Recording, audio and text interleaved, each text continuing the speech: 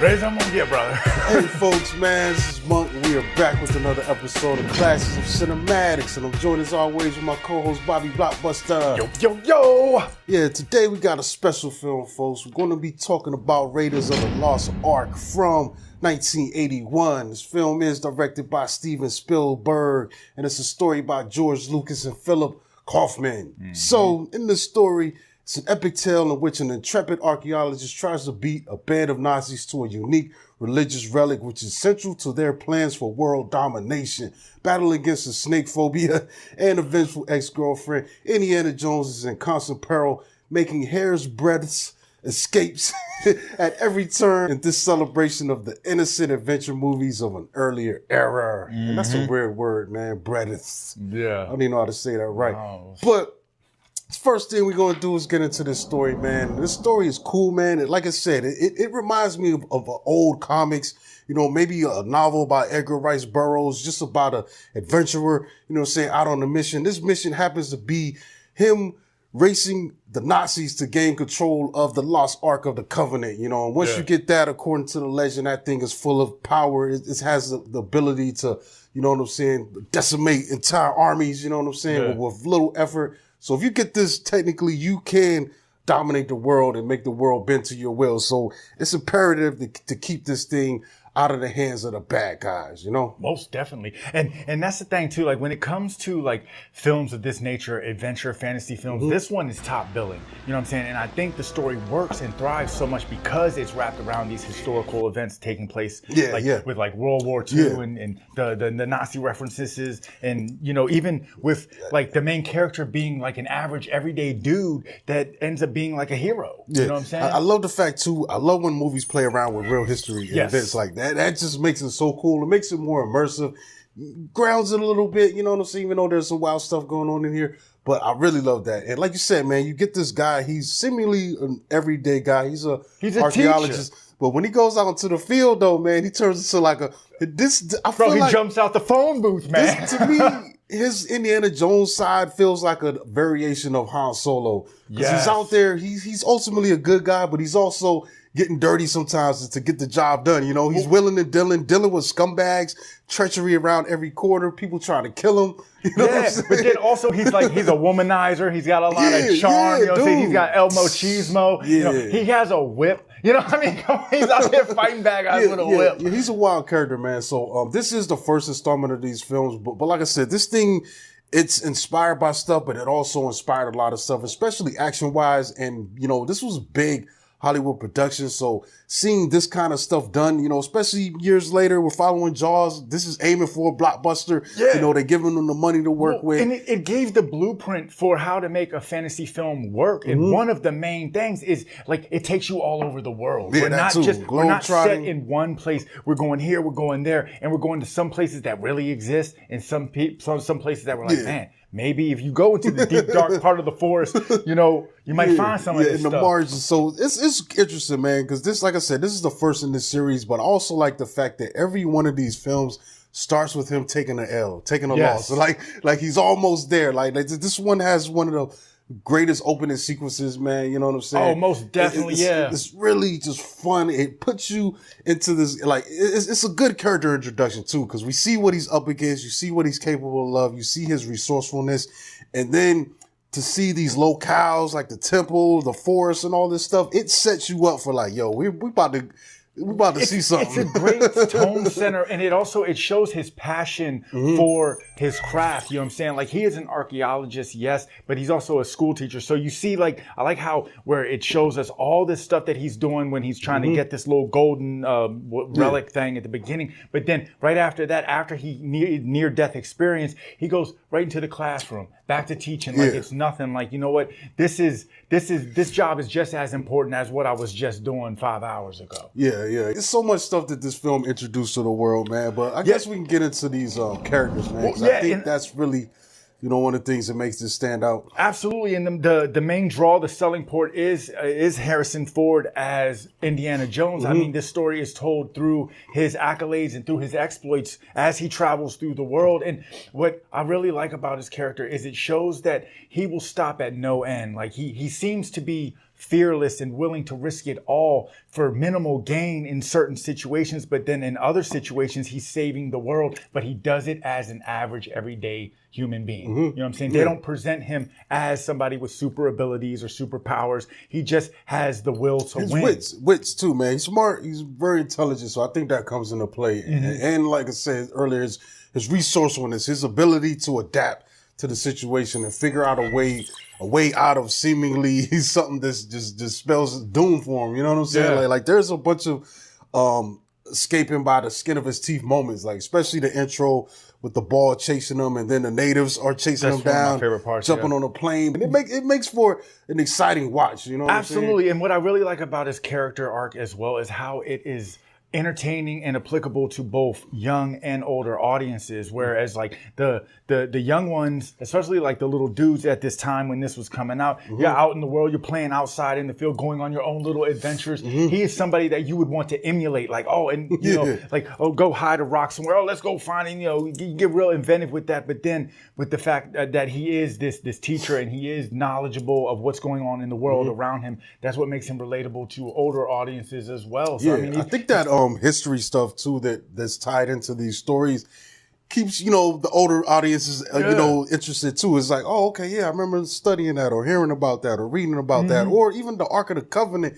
Most people, not most, but a large portion of the world is Christian, have read the Bible, so that's something that's, you know what I'm saying? Yeah. Like just built into your knowledge, you know what I'm saying? Even if you don't know a deep knowledge of it, but you've heard about it. So to put that into this thing, and I think what's cool about it, a lot of these films, especially this one, the historical stuff that they choose to put in there is stuff that's kind of ambiguous. Like the Ark of the Covenant, that's more something you got to believe in. It's not something that's ever been produced or actually seen. So the, you know what I'm saying? It's not hard and fact, but it's well known. So in the film, making it a hard and fact, that makes it really fun to explore and play around with this stuff, man. Absolutely. And opposite Indiana Jones, I do like what we get from Karen Allen as Marion. Like she was, she almost kind of becomes his Robin in a sense. Like she's alongside with him. And we see in this franchise, he always has a partner in some way, shape, or form. He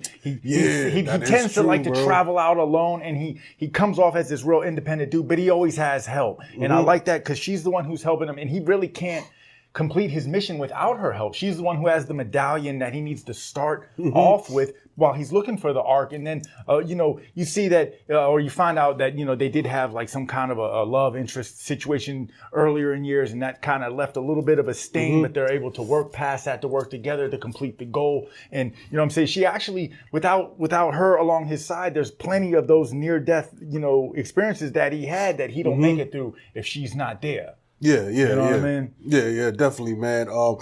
Shout out to my man John Rhys Davies. It's crazy because I didn't realize that was also him in Lord of the Rings, playing one of the dwarves.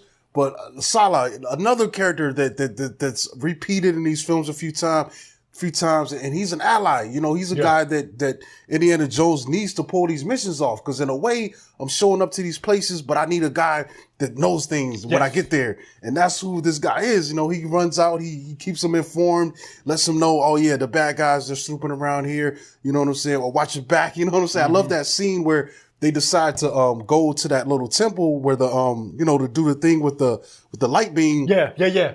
And he's talking to him, and they figure out, they know where it's at. Let's go check it out. And my man Indy's about to pop a date in his mouth. You know what I'm saying? He reaches into the bowl, and he's like, then my man grabs it at the last minute and points to the monkey, because the monkey has eaten these things that have been poisoned. It's like, that was for you. So it shows you a sense of the danger. It shows how Salah has his back, but it also shows the danger that Indiana Jones is up against. Because it's like, we're on your tail. We're going to try to follow your moves so we can beat you to this. But once we get the info and we don't need you no more, we're going to try to clip you any chance we get. And when it comes to the villain element in this, it's Robert Lacey playing Major Arnold Thought. And I think it's Tot. But he commands your attention when he's on the screen. He gives a real like creepy performance. He's weird. You know what he reminds me of? He reminds me of the judge in Who Framed Roger Rabbit. His look. I feel like the judge was copying his look a little bit. Like with the cloak and all that, and the circle glasses, the hat. But when he comes on screen, he looks menacing. He looks like he's one of those people that will, cause harm, doesn't care who he hurts, you, your family, your children, and he'll stop at no end to stop you from stopping him. You know what I'm saying? And this guy, he's got it's something about when they smile, it makes them look more evil. That he's got that. You know what I'm saying? The same way that Jack Nicholson does as the Joker. Yeah. Like shout out to Denholm Elliott, who plays Marcus Brody. He's at the school with Indy. He's kind of his. I think he might be his boss in a way, right? Or one of the guys that approves his expeditions. He's got to fund this stuff. So I think that's a really cool scene we get in the beginning after the initial grabbing that statue fails, and we're back in the school, and they call him into the office, and you got these government guys coming in, and it's like, yeah, we got some guys that want to talk to you, and they're trying to. It's crazy because they don't have guys that could do what Indiana Jones has done, so they go straight there. That's a trope, man, too, in these movies. They're like we got all these official people, but you're the best guy we can get, and they break it down to him. It's like, yo, we got wind that the Nazis, they're on the trail of the Ark. Yeah. And it's crazy because I love this scene. It makes it real in this movie because he's like, yeah, this is something I read about and all that. And knowing Indy, how he's built and what he's interested in as an archaeologist, it immediately perks him up. He was about to blow these guys off, but he's like, yo, I got a chance to prove that the Ark is real and to see it. You know what I'm saying? Totally. And if it's real, then there's a high chance of it that it could do what they say it can do. So we definitely can't let the Nazis get this, bro. Right. So yeah, this does take place in the 40s. So we're in the middle of the war, actually. Yeah. So high tension times, bro. And there is proof and evidence that the Nazis were interested in relics like this. They tried everything, bro. Like if you look into a Nazi and a cult, they really did look into trying to grab some of these objects or things that they thought, whatever could give them an advantage. Even if it was supernatural or spiritually, bro. They went beyond science. It's crazy, bro. And another reason why this film thrives is through the setting, all these set pieces that it takes us to. Like we go to the temples in Peru, we go to Cairo, we go back to the US. We just see him traveling and navigating through all of these places. What was I think Nepal too, when he meets up with Marion. That was a really cool sequence, man, in there too. But yeah, that stuff just gives a sense to adds scale to it, I think, in a great way. And what also really enhances these set pieces is this is where we get a lot of the iconic moments. Like you said, the very beginning, that big bowling ball boulder, him running from that. I mean, that's in the Peruvian temple, or the scene where he does the duel with the dude when he shoots him and the sword. And it's crazy because they said that they shot that scene a whole bunch of times. And initially, Indy was supposed to use his whip to take the sword, but apparently he had food poisoning. The whole crew had food poisoning. Yeah, it was supposed to be like a more drawn out encounter. He was like, let me just shoot the dude, and it worked. And that's one of the most memorable scenes. I mean, you could look at it, see it on his face in a way too. He kind of has like I'm over this. Like I've been shitting for like hours. Or when they do get to Egypt, that one scene where he drops into the temple and there's all those snakes, and then that king cobra is right in front of his face. Like that. This is just. It really enhances these set pieces because these are when I think about this film, these are the scenes that I remember most. You know what I'm saying? Those set pieces do have some crazy action going on. Like starting, just like I said, from the very beginning of the film when he's running from that boulder, bro, trying to catch up to Satipo, man. It's just nuts, and jumping across the chasms. Like they just put out a video game based on this recently, and the opening of that game recreates that whole part just so highly detailed, man. You can play that if you want, but then you go on to later on, like that chase when they kidnap Marion, and he's trying to grab, chase her, he's running through the city. So it just has these cool moments, man. You get that's would be equivalent to a car chase. You know what I'm saying? Right. Scene, except without the cars, Like I like the scene where, after they regain the Ark, you know what I'm saying? And then my man has to square up with the big bald German dude. And then they blowing up the whole, all the airplanes and everything. It's like, there's just so many moving parts with this, but it's like, it's cool because go. yeah, you get these action scenes that make this film more fun. Yeah, I mean, this film would still be good and still be entertaining if it didn't have all the action, but that just totally enhances it. And then you after watching a movie like this, you think of other movies like. When I was watching this, when he was going through the temple, I instantly thought of Goonies. You know what I'm saying? With all the booby traps and all that stuff. And, the way Spielberg, how he does that, it's just like, it's really cool. You can just tell, Yeah, but then I'm looking at the Nepal scene in the background, bro. And the shootout that they have in this thing, man, is amazing. It's really good, man. Once the Nazis come in there and they're trying to take Marion's medallion, you know what I'm saying? That's a crazy sequence. They just shoot this whole place up, man. It's awesome. It looks dope. Cool, just man. the inventiveness and the across details. the board. And like I said, they put that into the characters, into the story. They put it into the set pieces and into all these action sequences, which is why this film did so good. And I love the music that it's wrapped around. You know what I'm saying? Because it gives it like a. Who did the score? Oh, I want to say it was John Williams. Yep. And and the thing is with that is that it really gives it a whimsical, almost like a cartoony vibe. So you get the fun. You get the sense that with all this stuff that's going on, whether it's serious or not, it still feels fun. Yeah. And then as, like I said, with this being the place setter, this is the beginning film, the first installment to a very successful franchise,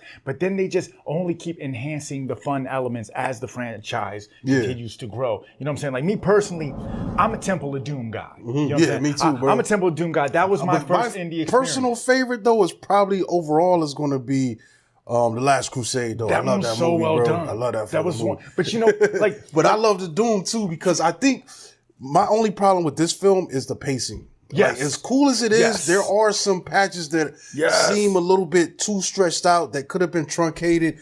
I think especially some of the stuff with him and Marion. I know why it's in there, but then even later on, when you see the scene with Marion and the guy makes her put on a dress, I'm like, there's another way that she could have got out of this without having to do all this. But I understand why you put it in there. Like you said, I'm with you 100%. They could have trimmed some fat. And this was, like I said, this is a film. I felt like I was learning as I was watching it, which that is a good thing. But at some points in this film, like I started to feel like I was in class for real. I started getting fidgety, like, man, I'm about to. Yeah, there's I love take a bathroom break. I love Salah, but there's also scenes with him later on that they could have truncated out. Like it's. I think what this film is dope because it's the first time they were doing this. But I think when he hit Temple of Doom, it was like, all right, we know what we're doing now. We taking in the feedback. I'm watching it, and then boom, and let's go. And like a lot of people hate Temple of Doom too because, but I'm like, yo, that film. It adds to the thing, especially that opening sequence. I love that anything goes sequence, bro. When they're in there bumbling over the antidote, like it's one of the best openers in the series, bro. And like, also, I feel crazy. like personally, Temple of Doom is better for me because it didn't pull no punches. It gave us a certified wingman. He had Short Round was his wingman, and Short Round was. But I was also funny. Short Round's age, so that kind of. I'm thinking I could have been Indiana Jones sidekick driving the car. It brings in more audience. It's intriguing to the young ones, and then also it really just dives more into the adventure aspect, where like he's right alongside riding shotgun with Indy on these adventures. So I mean, I think that was really cool. But I mean, there was no way that this franchise was going to fail with the way that this film was presented. But initially, plus with Harrison Ford starring, and especially having coming off of Star Wars, one of the biggest films, it was a natural thing to do, and I think that probably makes sense for this Lucas Spielberg collaboration because they kind of came up together, man. They were buddies and working, getting in the film at the same time, became friends. So is even I think for Coppola, and what's my man? I forgot. There's another one. Who did Carrie? The Palmer. They were all running around together, throwing each other ideas, working on jobs, throwing each other jobs. Like, I can't do this. My man can do it. So that I think that's kind of how this film got developed in a way. And they didn't think it was going to be successful at first, which is kind of, it's wild when hindsight's always 2020. Yeah. But I mean, this one came in on a $20 million budget and they were like, we're going to invest. It's kind of a lot for back then. But they didn't want to drop the bag, like, or go all in, push all the chips in, so to speak. But then this ended up grossing 389.9 million worldwide, and it was like the number one selling movie of that year. And I mean, like I said, the story tells itself. I mean, they just came out with another Indiana Jones. What was it, 2 years ago? Yeah. I forgot the name of that. I can't remember the last. I know the one before that was the Crystal Skull with Shia LaBeouf, and you know, I mean, so you know, this still, you know, and I think we might be getting another one coming out. That's what I'm saying. That's going to probably be more based on a younger version of him. Which I'm down, bro. I love this character. Yeah, I mean, and there's so much you can do. The thing about a dude that just goes on all these adventures, I mean, it's evergreen content. There's no limitation to the adventures that he can go on. Yeah, and it was crazy too. This series inspired some knockoffs, man. Another series that I like that's kind of goofy, Alan Quartermain, yo. And these are Richard Chamberlain stars in these, and he's an Indiana Jones type character. I remember, I think they had Alan Quartermain in The Lost City of Gold, and then there was another one. I forgot the other one's name, but it's wild because Sharon Stone plays his girlfriend or wife in these films, like, and it's seeing her early glimpse of her career. And what's interesting about that, those films were put out by the Canon Caracol company, you know, that cocaine era. And it makes sense that Sharon Stone would later on end up in Total Recall, which was another Caracol Canon, you know, production. So it's like you're seeing, you know, these things linked together. Well, Quartermain is interesting, man. It's just as crazy and swashbuckling as I don't think the mythology is as developed. And they don't have the same budget, but they were entertaining, you know, for what they were. And when it comes to like another movie that definitely was inspired by this, one of my go-tos, if it's not Indiana Jones, I like Romance in the Stone. Yeah. That's definitely a knockoff of this, man. That's definitely, you know, and that one, it hits for me, you know what I'm saying? So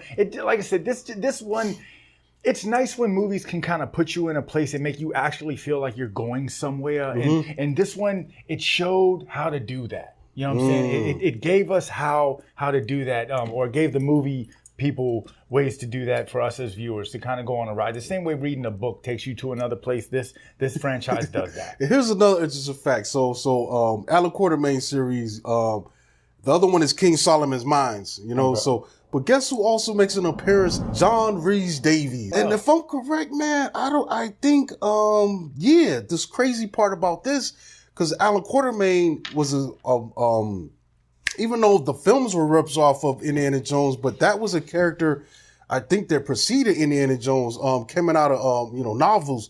So Alan Quartermain is also in League of Extraordinary Gentlemen, played by Sean Connery. So it's wild, dude. The connection, man. Like all of these, they have high entertainment value, you know, for whatever it is you're looking for. But for this to be the starting point, you know, at some point, if you like one of them, you always got to double back and watch this one just to see where it all started from. You know what I'm saying? A very, very, very entertaining watch this week. You know what I'm saying? Just like I said, a lot of moving parts, a lot going on with this film, but it was very enjoyable. Yeah. I think with that, we can wrap this up, man. So go ahead and rewatch this, man. I had to watch it right now. It's on Amazon Prime. I don't know why Disney and them don't have it. They do have the new Indiana Jones film on there, but they don't have this one or the previous 3, 4, or 5, whatever. You know what I'm saying? Which is crazy. But maybe, you know, we're in the era now, though, where, you know, they lease these rights out, and I think they probably made some of these deals before, you know, they had their own platform, so they just gotta, you know, let that stuff work out, and they'll probably work their way back